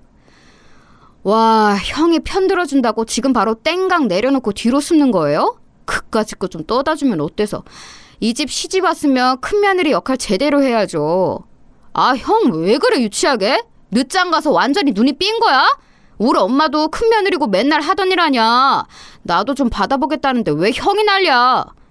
하여간 서방님은 이렇게 대책 없는 시건방진 성격이었어요. 그런 와중에 부부 사이도 썩 좋은 게 아니고 툭하면 이번에야말로 이혼하겠다면서 칼바람이 불기도 하고 벼랑간 밤늦게 온 식구가 그 집까지 쫓아가게 되었던 적도 있거든요. 게다가 동서는 와중에 우리 부부 사이에 아기가 없는 걸 갖고 계속 은근히 긁어댔지만 저는 무시했어요. 이건 어머니랑 저만 자세히 알고 있는 내용인데 남편 건강 상태가 좋지 않았거든요. 결혼하고 좀 지나서 알게 되었는데 아마 신혼 초부터 급격히 몸이 안 좋아진 것 같아요. 피곤하다고 하고 얼굴 색도 나빠지고 하던 와중에 제가 봐도 좀 걱정스러워서 같이 건강검진을 받으러 갔었거든요. 하지만 뭐랄까 정말 마른 하늘의 날벼락 같은 소식을 듣게 된 거예요. 정말 조금도 마음의 준비가 안 되어 있던 저에게, 아니 사실 남편과 어머니 그 모두에게 청천벽력 같은 암 진단 내용을 알게 되었어요. 남편은 무척 괴로워했지만 시기가 너무 늦어버려서인지 어쩔 수 없이 짧은 시간 안에 빠르게 체념하는 법을 배워야 했답니다. 옆에서 지켜보는 저는 이 낯선 이별과 무서운 병의 무게감에 질려서 한동안은 아무런 일도 할 수 없었어요. 그중 가장 가슴이 미어지는 건 아마 어머니가 아니셨을까요? 준현아, 안 된다, 안 돼. 네 아버지도 일찍 가셨는데 세상에, 차라리 내가 가면 좋을 것을. 이게 무슨 일이냐. 안 돼, 안 된다고. 어머니는 본인 아들을 살리고자 할 수 있는 건 다 해보시고 약이란 약은 다 갖다 먹이시고 나중에 병색이 짙어진 본인 아들이 짜증을 내는데도 어떻게든 애를 쓰시더군요. 남편도 갈수록 저에게 잔 짜증을 내는 날들이 늘었지만 할 수 없단 생각이 들었어요. 밤마다 무섭다고 죽고 싶지 않다고 저를 와라 껴안던 남편을 보며 저 역시 우울감이 짙어져 갔어요. 그리고 얼마 되지 않아 크게 손을 써보고 노력해볼 시간도 주어지지 않은 채 저와 어머니는 각각의 소중한 사람을 잃게 되었어요. 저에겐 가장 처음으로 가족이 되어준 사람이자 어머니에게는 애틋하고 짠한 남편 같았던 아들인 그 사람, 그렇게 하늘로 떠나보내게 되었던 거예요. 사실 저와 나이 차이가 좀 있었을 뿐 그 사람은 30대 중후반이었어요. 세상을 떠나기엔 너무 젊고 어린 나이였단 생각밖에 들지 않네요. 이때 자기 형이 투병을 하는 동안에도 그 망할 놈의 막내둥이인 서방님은 하루라도 사고를 안 치고 살 수는 없는 건지 부지런히 일거리들을 만들어냈어요. 제가 볼 때에는 이후 어머니가 치매에 걸리게 되신 건 아들을 일찍 보내버린 충격도 컸겠지만 쉴 새 없는 막내 아들의 사고 때문이 아닌가 싶어요. 당시 저는 남편 장례를 마치고 멀뚱히 그 집에 남아 앞으로 어떻게 해야 할지 도통 답이 나오지 않았는데요. 다시 생각해봐도 참 희한한 것 같아요. 어쩌다가 제가 어머니를 모시겠다는 그런 생각을 하게 되었던 걸까요? 급작스럽게 치매 판정을 받으신 어머니의 얘기를 듣고 저도 모르게 즉각 이렇게 대답을 했어요. 어머니, 저랑 같이 사셔요. 제가 어머니랑 같이 있을게요. 어머니 집으로 갈게요. 네? 이 말에 무척 놀라셨던 어머니는 처음에는 아니라고 하셨어요. 아니야. 네가 무슨... 아니야. 그래. 근데 어쩜 세상이 이러냐. 어떻게 나한테 이래? 나는 치매나 이런 거 다 남 얘기라고 생각 안 했어. 언젠가 올 거라고 생각은 했다. 그런데 너무 빨리 오는 거 아니냐. 살 사람은 살아야 된다는데 남편도 보내고 아들도 보낸 박복한 년이 뭐하러 그리 오래 버티냐고. 그래서 빨리 죽으라고 이런 병이 온 걸까? 어머니는 본인 마음 같아선 제 손길을 거부하고 신세지기 싫으셨던 것 같지만 어쩌겠어요. 지금 생각해보면 어머니 역시 마냥 거절하긴 힘드셨을 것 같아요. 우울감도 심해지신 데다가 병까지 얻게 되셨고 본인 친정엄마 역시 치매로 돌아가셨으니 워낙 병에 대해서도 잘 알고 계셨고요. 막상 살림을 합치게 되었을 때 서방님의 푸닥거리가 아주 장난도 아니었답니다. 이때는 어머니가 많이 아프지 않고 심하실 때가 아니라서 그런지 멀쩡한 자기 엄마한테 수작 부린다고 생각했나 봐요. 형수, 우리 엄마 옆에 있다 보면 뭐가 떨어질 것 같아서 그렇게 일찍 준비하는 거예요? 그렇게 욕심내고 어째봤자 이 집은 엄마 돌아가시고 내 거예요. 형도 먼저 가고 없지. 아들이라고 딸랑 하나인 나인데. 그렇게 번잡스럽게 굴지 말라고요. 뭐 말귀를 알아들어야 얘기가 통하지 뭔. 솔직히 우리 엄마 그렇게 아픈 것도 아닌데 왜 유난인지 모르겠네. 이러면서 어머니랑 저랑 같이 지내는 걸 아주 극도로 싫어하는 거예요. 와중에 동서까지 와서 이런 소리를 해대지 뭐예요? 이 말에는 어머니도 빠직하셔서 동서한테 엄청 화를 내셨어요. 형님, 아직 형님 젊으신데 저는 좀 이해가 안 돼요. 아주버님 돌아가시고 아직도 20대 중반인데 계속 그렇게 살 거 아니잖아요?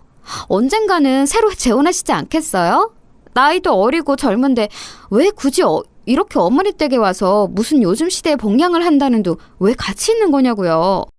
결국 이 부부 둘 다 하는 말뜻은 같은 거예요. 제가 돈을 노리고 어머니 곁에 있다는 뜻인 것 같았어요. 이 말에 어머니는 마구 화를 내시면서 쫓아내셨답니다. 야, 시끄럽다. 그렇게 걱정되면 니들이 들어와서 살던가. 또 그건 싫으면서 이렇게 와서 밤낮으로 니네 엄마랑 같이 있는 형수한테 그따위로 말해.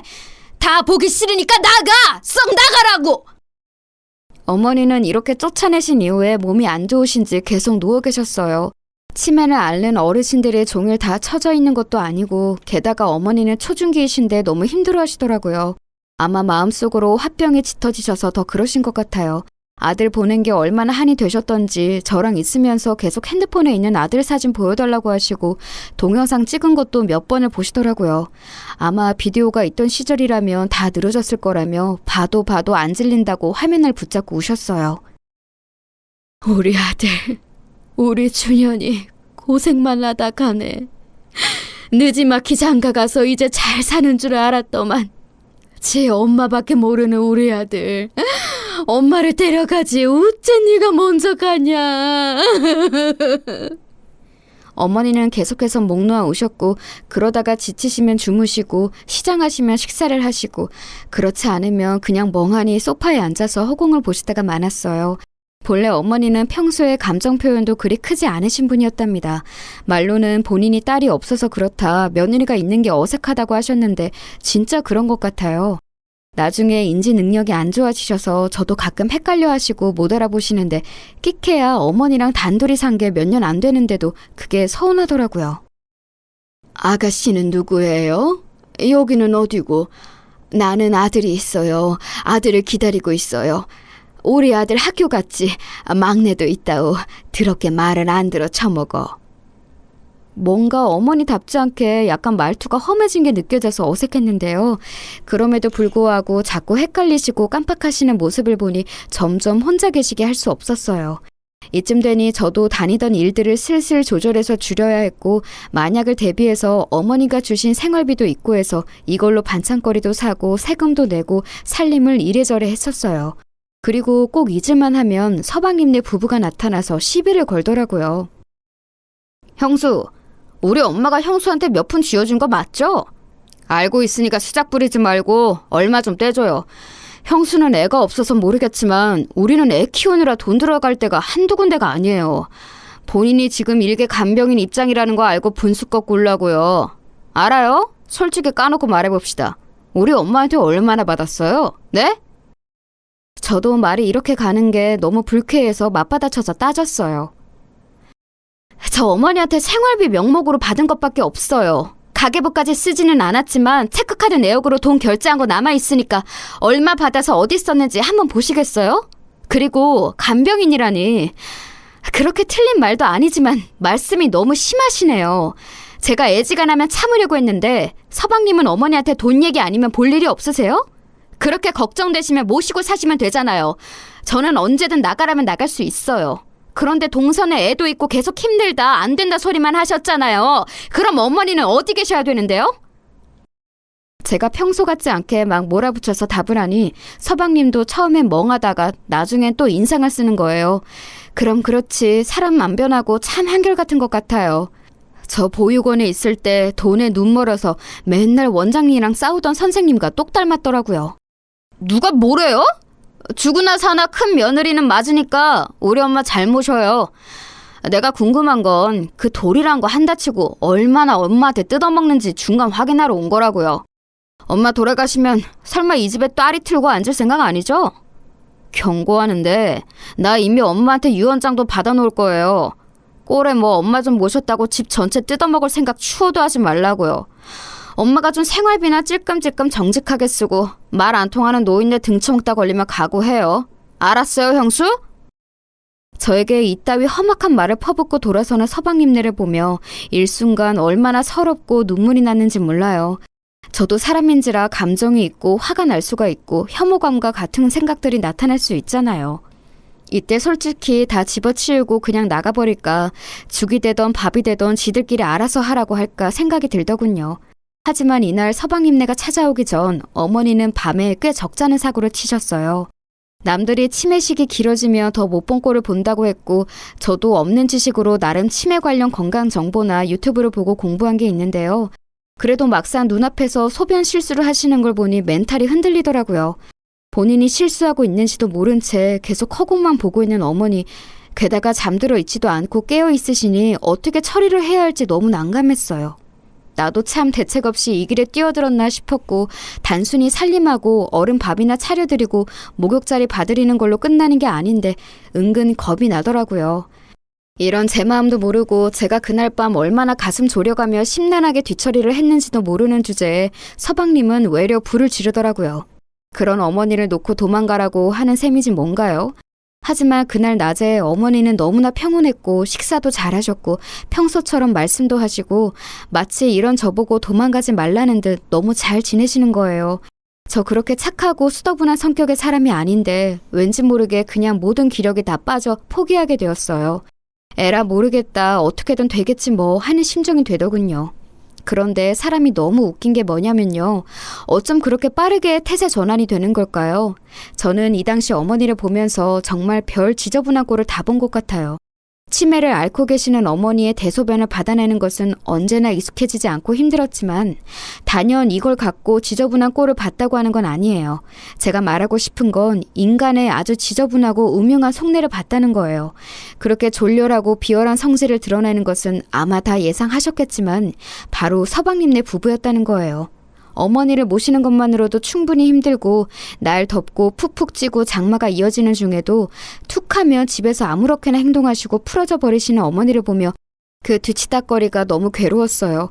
그런 저를 틈틈이 감시함답시고 들락거리던 서방님네 부부는 정말로 자기 엄마의 심각한 사태를 눈으로 마주하고 나니 슬슬 태도가 변하는 거 있죠. 돈 갖고 으름장 놓고 윽박지를 때만 존댓말 하던 서방님이 완전히 태도를 바꾸어 낄낄거리면서 자기 엄마 잘 봐달라고 이죽거리는 거예요. 형수님, 역시 형수님만한 사람이 없어요. 우리 형이 하여간 사람 하나는 기똥차게 잘 본다니까. 그러니 형수님같이 바르고 신실하신 분이랑 결혼한 거 아니에요. 아무튼 간에 우리 엄마 잘 부탁드려요. 아우, 이 찌든 냄새. 이거 맨날 치우느라 형수님 장난 아니게 힘드시겠네. 아 여보, 당신 뭐해? 얼른 가서 형수님이 엄마 씻기는 거 도와드려.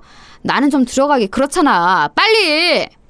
이러면서 언제부터 제가 지 엄마 모시는 거 좋게 봤다고 이상하게 추켜 세우는 거예요. 동서도 잔뜩 일그러진 얼굴을 하고 있다가 일순간 확 펴더니 저 따라서 어머니를 욕조에서 씻기는 걸 도와준답시고 고무장갑을 끼더라고요.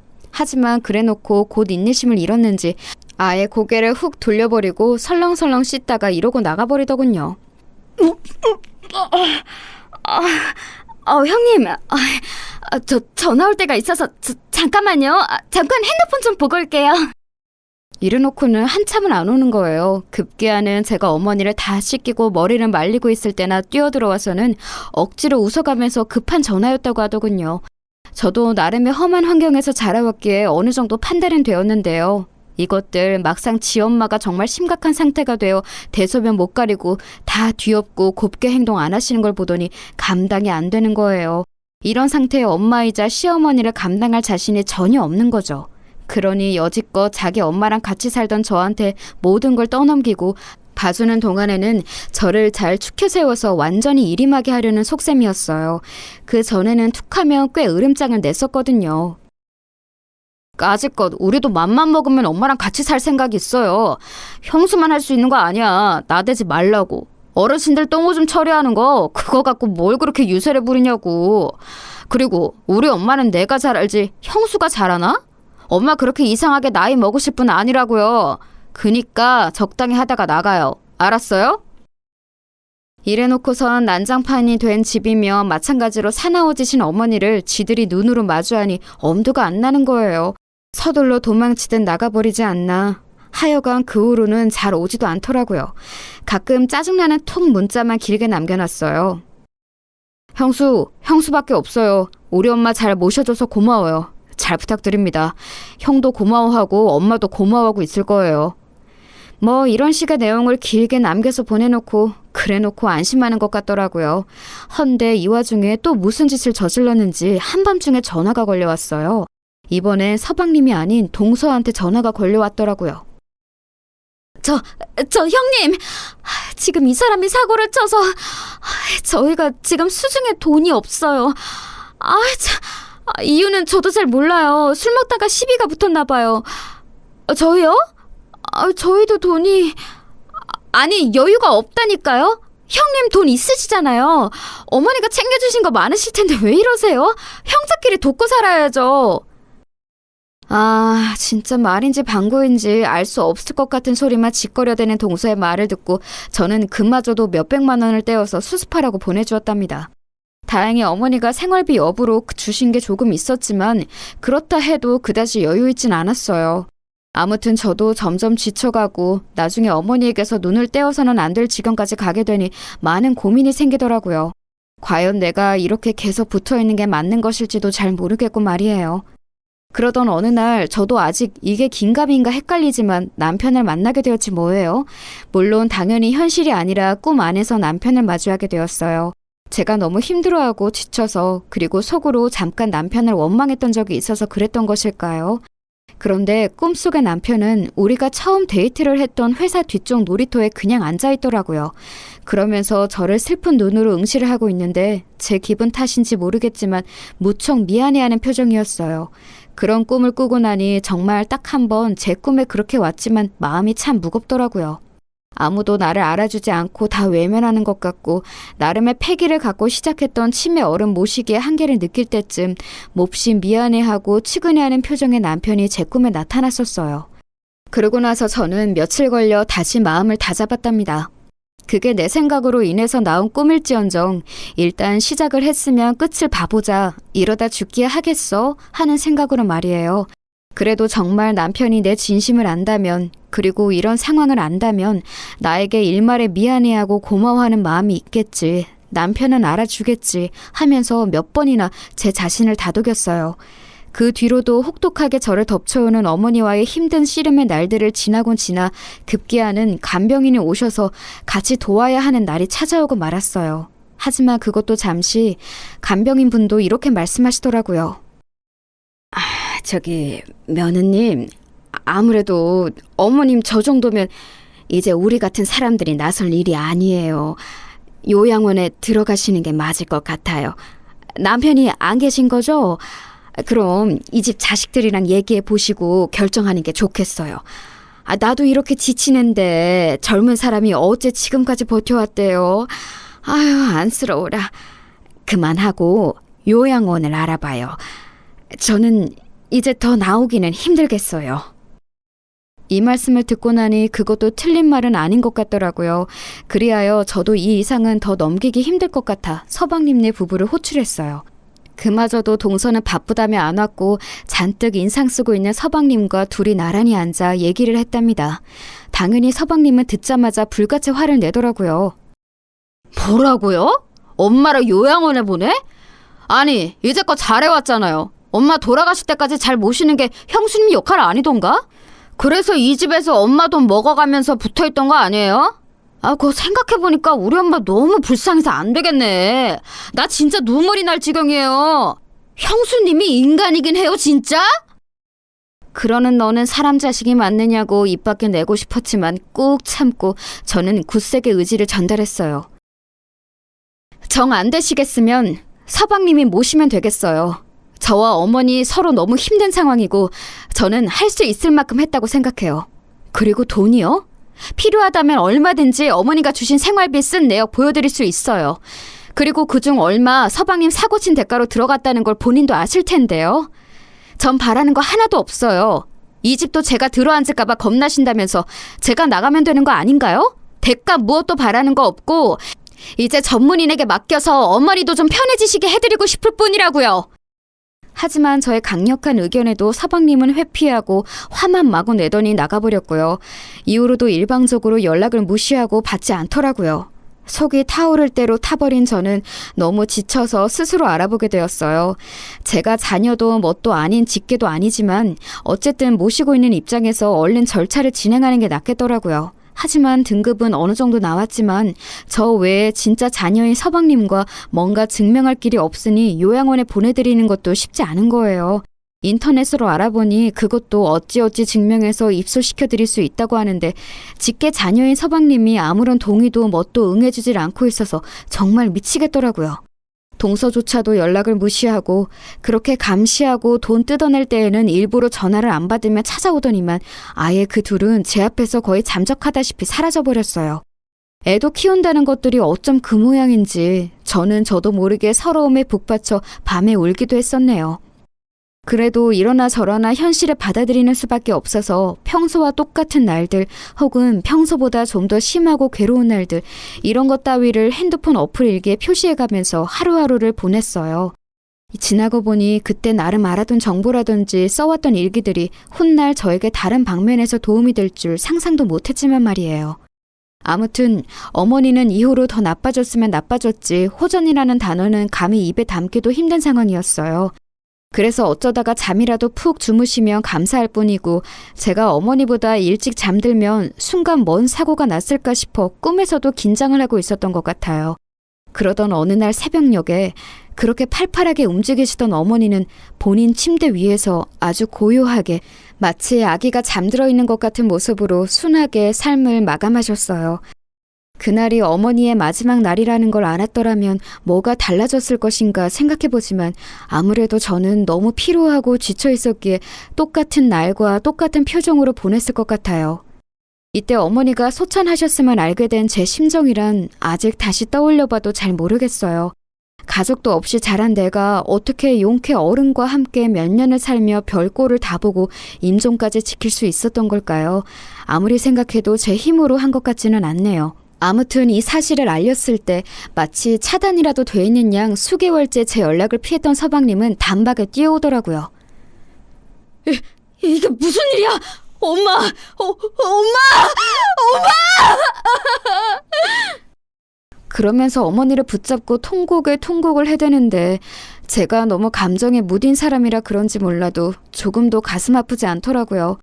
저와 어머니 관계의 끝은 제 나름대로 감정이 많았지만 이상하게 어머니와 서방님의 이별에 대해선 무감각한 눈으로 보게 되었어요. 슬프긴 하겠지만 정말 슬픈 걸까? 진짜 슬퍼서 우는 걸까? 별의별 의문이 다 들더군요. 그리하여 어머니 장례까지 이어지고 그 시간 동안에도 저는 그놈의 큰며느리 역할을 하느라 쉴 새가 없었답니다. 사실 이 며느리라는 직함에 대해 남편이나 어머니에게 직접적인 불만은 없어요. 저 명칭을 갖고 애들 놀려대듯 불러대는 서방님이 지독히도 혐오스러웠을 뿐이죠. 그리고 겨우 정신이 돌아와 저는 슬슬 제자리를 정리할 생각을 하고 있었는데요. 장례 치른 지 며칠이나 되었다고 서방님은 쳐들어와서 고성을 질러대는 거예요. 아, 뭐야? 아직도 여기 있었어? 당장 나가요, 좋게 말할 때. 아니, 좋게 말할 필요도 없지. 아싸, 꺼지라고. 여지껏 좋은 꼴 보고 재미 다 봤을 거 아니야. 부모 자식 뭣도 없이 막 굴러다니면서 산 주제 꼴에 우리 집에 시집 와가지고 어디 단칸방에서나 굴러먹어도 싼 게 이런 집에서 용케 잘 살았지. 미안한데 이 집 내 거야. 우리 엄마가 유언장도 남겼어. 한번 볼래? 이러면서 제 앞에서 웬 종이를 차랑차랑하게 흔들어대는 거예요. 안 그래도 욕 나오는 인간이었지만 제 앞에서 해대는 말이 너무 모욕스럽고 진저리가 났어요. 어찌나 인간에 대한 혐오가 강해지던지 제 자신을 스스로 지키기 위해서 이 환경에서 빨리 나가야겠더군요. 그렇게 쫓겨나듯 짐을 챙겨 나왔고 제 앞으로 있는 얼마 안 되는 돈을 갖고 아주 조그만 투룸짜리 빌라를 하나 얻었네요. 말이 투룸이지 벌레나 안 나오면 다행인 아주 찐득찐득한 열악한 집이었어요. 그 집에 있으면서 나름 이것저것 닦고 사람 살찌처럼 해보려고 했지만 저 자체가 너무 무기력해지고 의욕이 안 생기더라고요. 저를 내쫓을 때 서방님이 해댔던 그 말, 단칸방에서나 굴러먹어도 싸다고 했던 말이 무척 아프게 압박해왔어요. 인간인지라 죽을 고생은 내가 다 했는데 저렇게 팽팽 놀며 사기만 치고 돈만 뜯어간 서방님한테 모든 걸 다 몰아주신 어머니가 조금은 야속하게 느껴지더라고요. 처음에는 좋은 마음으로 시작했어도 뒤로 갈수록 저도 지치고 짜증도 나고 아무런 보상 없는 이런 일을 왜 하는지 이해가 안 갔으니까요. 그런 와중에도 저는 어떻게든 살 길을 찾아야 하니 예전에 남편과 만날 때 알바했던 회사 혹은 학원가들을 나름 알아보았어요. 그리하여 미술학원에서 보조교사 자리를 얻게 되었고 그나마 애들과 지내고 선생님들과 이야기라도 하면서 숨통이 트이게 되었네요. 매번 말 안 통하고 감정 변화가 심각했던 어머니랑 붙어서 수년을 살다가 이제사 제 또래 사람들과 얘기하고 순수하디 순수한 아이들과 말을 주고받다 보니 이제사 좀 사람 사는 것 같은 거예요. 그러면서 말 못할 표현 안 되는 서러움이 감당 안 되게 몰려와서 어느 날 밤에는 그냥 혼자 오열하고 울기도 했어요. 대체 내 인생은 뭔가, 왜 이렇게 답답하게 살았을까? 남편도 없는데 왜 굳이 시어머니를 모시고 시동생한테 그런 욕을 들었을까? 기가 막히더군요. 이런 제 입장을 들었던 미술학원 원장 언니는 이런 말을 해주더라고요. 내가 봐도 자기 참 대단해. 요즘 누가 그런 걸 하냐고. 그래도 어쩌면 자기는 아직 어리고 젊잖아. 너무 젊을 때 그런 경험을 한 번 한 게 나중에 어떤 식으로 자양분이 돼줄지 모르는 거야. 지나간 건 지나간 거야. 어쩔 수 없어. 죽은 남편이 다시 돌아올 것도 아니고 죽은 시어머니가 다시 돌아와서 고생했다고 몇 억 주고 그럴 거 아니잖아. 기댈 수 없는 꿈은 애초에 빨리 매듭 짓고 새로 시작해야 해. 열심히 잘 살아보자. 응? 이 말을 들으며 참 맞는 말이다. 그나마 가정도 있고 여러모로 생계활동도 하고 있고 저보다 훨씬 살아온 깜이 있는 사람이라 이런 좋은 말을 해주나 싶었답니다. 그런데 말이죠. 아마 이후로 제가 하는 말을 쉽게 믿기 힘드실 텐데요. 정말이지 믿을 수 없는 일이 제 앞에 일어나고 말았어요. 당연히 이 원장 언니도 처음에 믿지 않고 까무러칠 뻔했으나 이후에는 저를 발빠르게 도와주었답니다. 아주 고맙게 말이에요. 뭐? 와, 나 지금 듣고도 무슨 말인지 모르겠네. 한국말 맞잖아.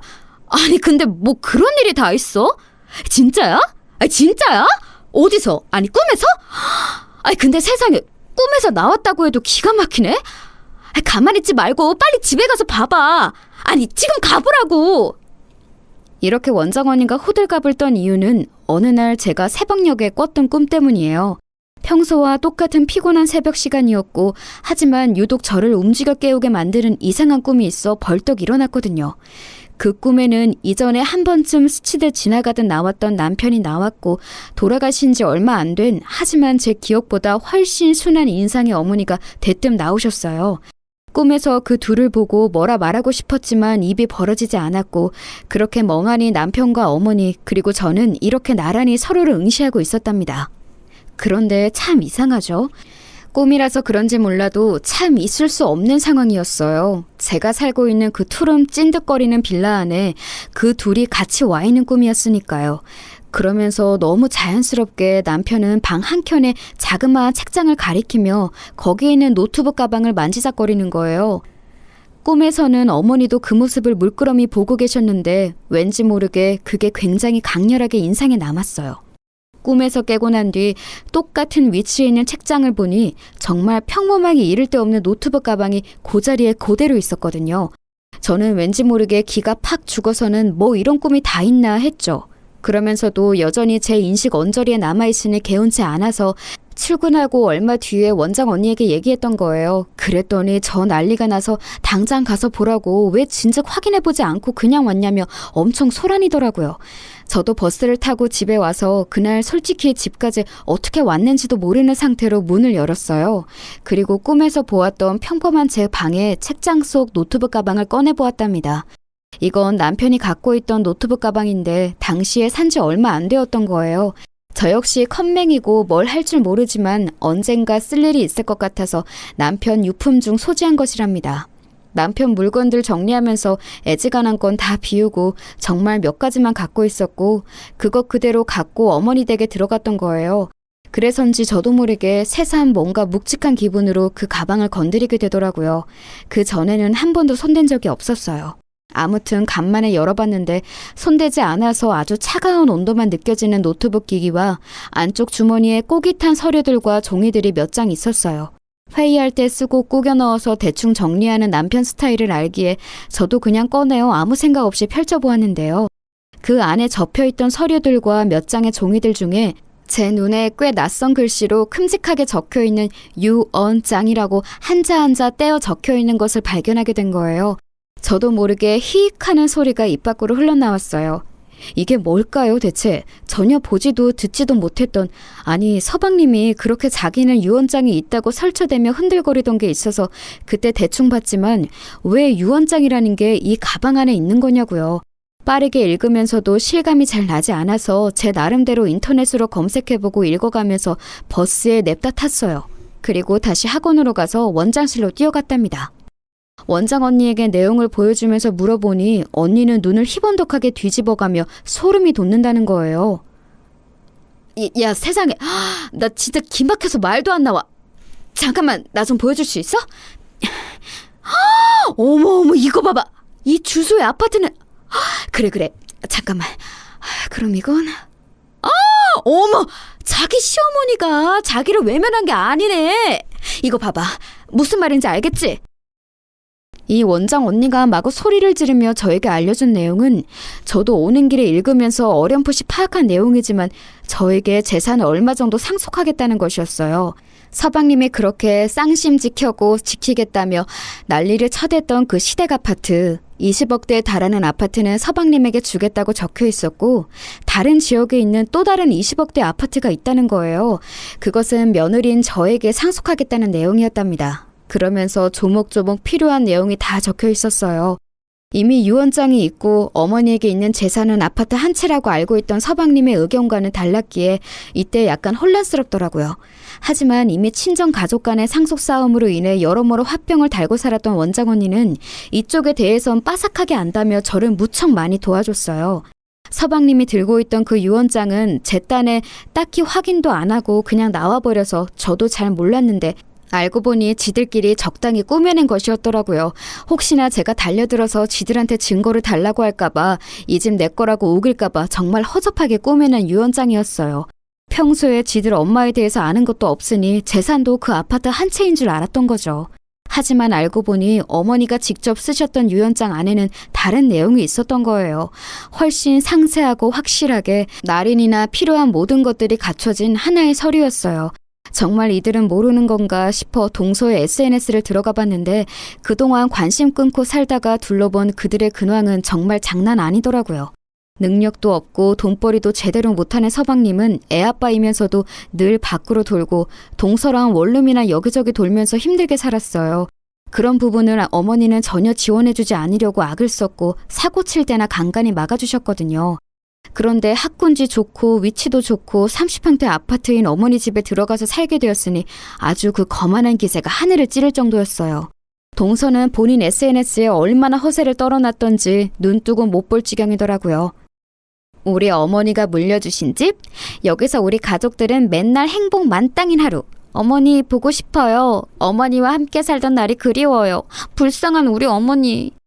이딴 식으로 글을 써놨는데 진짜 기가 막혀서 아주 코가 나올 지경이었어요. 그 와중에 집 자랑한답시고 어머니가 평소 들어두셨던 세간살이들 같은 것들 다들 지들 능력으로 산 것처럼 찍어 올리고 어머니 외가 쪽 어른이 사주셨던 명품 가방도 지 것처럼 들더라고요. 우리 어머니가 외삼촌께 선물 받으신 브랜드 가방. 돌아가시면서 며느리인 나한테 물려주셨다. 어머니 사랑 기억하며 잘 쓸게요, 어머니. 오늘도 어머니 생각에 눈물이 납니다. 이렇게 써놨는데 아니 저는 그렇다 치고 남편이 서방님은 저거 보고 아무 생각도 없을까요? 하긴 동서보다 더 이상하고 구제불능인 게 서방님이니 얼마나 더 망나니 같은 생활을 하고 있을까 상상도 안 되더군요. 아무튼 저는 알릴 건 알려야 하고 나중에 뒤탈 나면 안 되니 유언장 문제로 할 얘기 있다고 하고 그 몹쓸 인간들을 호출했어요. 솔직한 마음으로 누구 하나 대동해서 같이 나가고 싶었지만 그러긴 힘들고 원장 언니도 혼자 나서지 말고 변호사랑 같이 움직이라고 하더라고요. 그리하여 저도 소개를 받아서 모든 일들을 처리하게 되었고 그 과정 중간에도 왠지 모르게 떨리고 갑자기 주저하고 싶은 마음이 들어 망설이기도 했어요.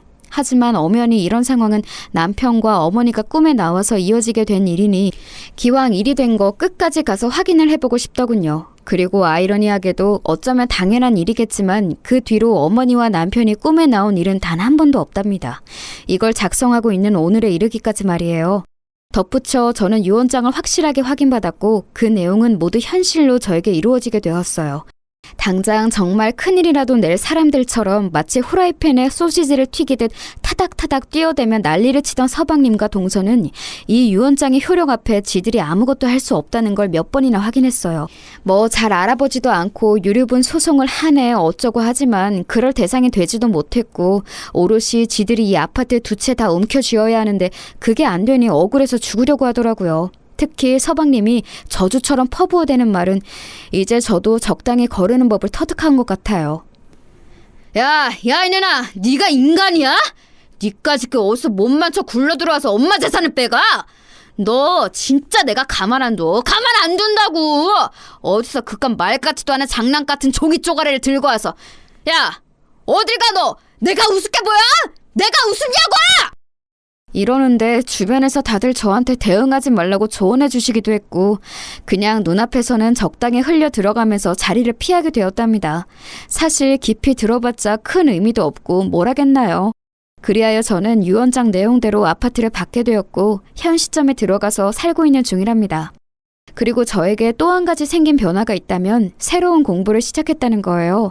정말 아무런 정보도 없이 바위에 계란치기로 시작했던 어머니 치매 간병을 이번에 요양보호사 공부를 하면서 제대로 정보를 쌓고 싶더라고요. 하고 싶지도 않았고 중간에 아주 진력이 나버렸던 간병이었는데 홀로 인터넷 정보를 쌓고 카페에서 도움을 받다 보니 요양보호사 쪽으로 전망도 나쁘지 않다고 하길래 알아보게 되었어요. 정식으로 대학을 가고 사회복지 쪽을 해볼까 생각도 해보았지만 그쪽으로 가기에는 애매하게 나이가 또 많더라고요. 공부 머리가 그닥 좋지 않아서 저에게는 요양보호사 시험을 치고 붙는 데에도 다소 시간이 걸릴지도 모르겠어요. 요즘 나이 있으신 어르신들이 많이 하신다는데 그래도 30대 초인 제가 한다면 좀 더 많은 것들을 해볼 수 있을 것 같아요. 저의 많은 처지를 안타깝게 여기고 힘이 돼주었던 미술학원 원장 언니는 진심으로 이런 부분을 응원해주고 있답니다. 나중에 나이 들어서 원장 자격 갖고 하나 차려도 되잖아. 그쪽도 보통 그렇게 하지 않나? 아무튼 인생에 쓸데없는 경험은 없더라고. 자기도 자기 어머니 모시던 경험 삼아 젊은 나이에 요양보호사 되면 얼마나 좋아. 앞으로 실버 복지 사업이 대세라잖아. 그간 있었던 힘든 일들은 다 잊어. 그리고 새로 시작해. 나중에 성공하면 나한테 꼭 연락 주고. 알았지? 이렇게 우스갯소리를 하고 다신 안 볼 것처럼 말을 했지만 저는 틈틈이 만나서 멘토처럼 여기고 제 근황들을 보고하고 있어요. 감사하게도 어머니가 물려주신 곳에서 남편의 흔적들을 가지고 그렇게 홀로서기를 하고 있습니다. 인생의 굴곡이 꽤 심했던지라 앞으로 어떻게 흘러갈지 저도 잘 모르겠지만 그래도 좋은 날들이 이어질 거라고 믿어보려고 해요.